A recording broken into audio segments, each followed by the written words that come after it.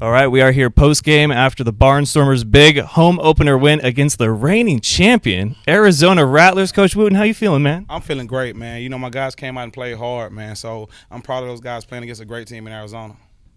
And as far as the expectations, I mean, it's the first home game. You didn't have to wait 4 games to finally get here.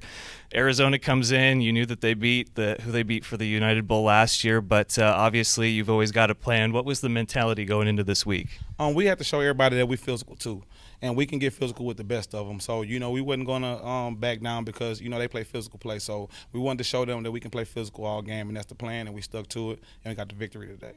Now, you guys held the lead all game long. It got close a couple of times, but going into halftime, normally if you're behind, you make some adjustments. What was your message to the team going into halftime? You know, as coaches, we always make adjustments, but today it wasn't about just play X and O's. It was about, you know, just finishing drives. We knew that we had the lead going into the half, so we knew that first drive was big, and, you know, getting a touchdown that first drive was major for us.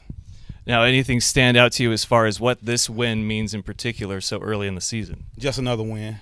You know, we trying to win the championship. So we know we couldn't win the championship without winning game 2. So it's winning game 2. Now we're off to play Sioux Falls. You guys are now the only undefeated team left, and it's only been 3 weeks into the season. How you feeling now? I'm feeling great, man. You know, we just got to keep playing. We got to keep playing top-notch football, and that's what it's about. You know, to go to the championship, we got to see these guys 2 more times.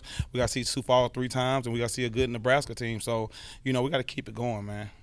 Well, for the first time ever in F.A.N Show Player of the Game history, we have not 1 but 2 players of the game, an offensive and a defensive. Bryce Enyard on the defense and Brady Roland on the offense. How's that sound to you? That's major, man. That's a big thing, man. You know, these guys play hard. You know, Enyard 2 interceptions, Brady a couple touchdowns, man. They deserve it.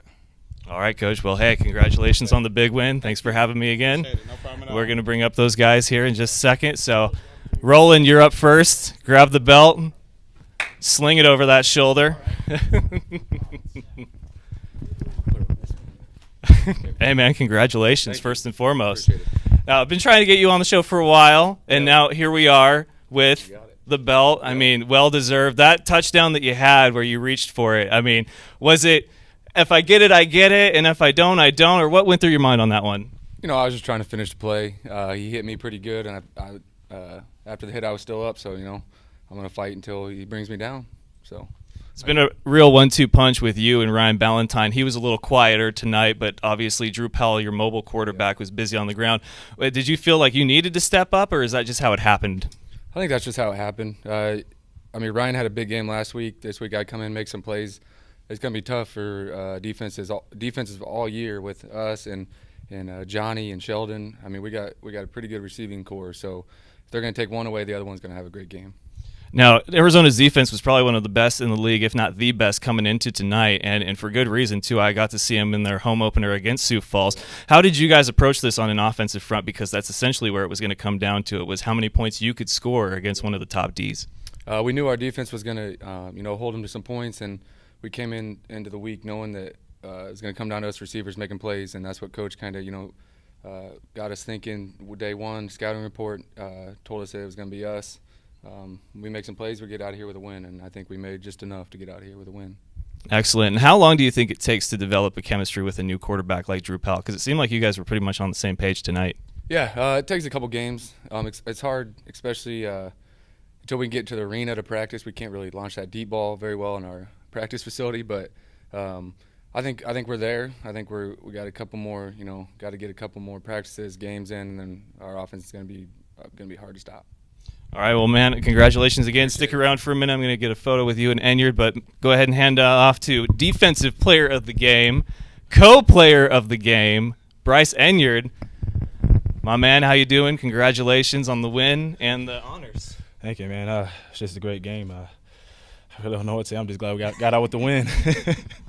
2 interceptions in a game that was really close, so you knew that those plays were probably going to matter at some point in the game, but obviously you're out there just trying to make plays. But what's the best thing about knowing that when it comes down to that clock hitting 0-0 and you're that close, that you had the 2 takeaways that made sure that their offense didn't score again? Yeah, they were great plays, but I mean, I can't take all the credit. I was glad Zach Allen, linebacker, he gave pressure. The D-line, they gave pressure on the quarterback for Arizona. I mean, just makes it easier for me. But if we also do the same thing, goes hand in hand. Like we give that pressure on the receivers, so it makes those tough throws give the line that time. So, like I said, our defense, we just go hand in hand.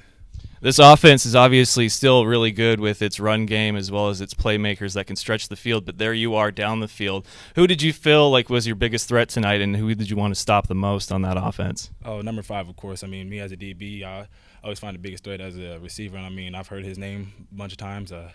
He scored a bunch of touchdowns last year, so I knew that he was going to be coming back with the same mentality. So that's who I really wanted to focus on. Didn't want to worry about the running backs. I knew the front guys would take care of that. Now, it's only week 3, but you guys stand alone atop the IFL rankings right now. Sioux Falls will have their next game against a 1-1 team in Cedar Rapids. Don't know how that one will play out. However, how are you guys going to take this early win over the reigning champions into the rest of the season? Yeah, like I said, against the reigning champions, it's a great feeling. But I mean, coming next week, it's going to be the pass. So then we'll be focused on Sioux Falls.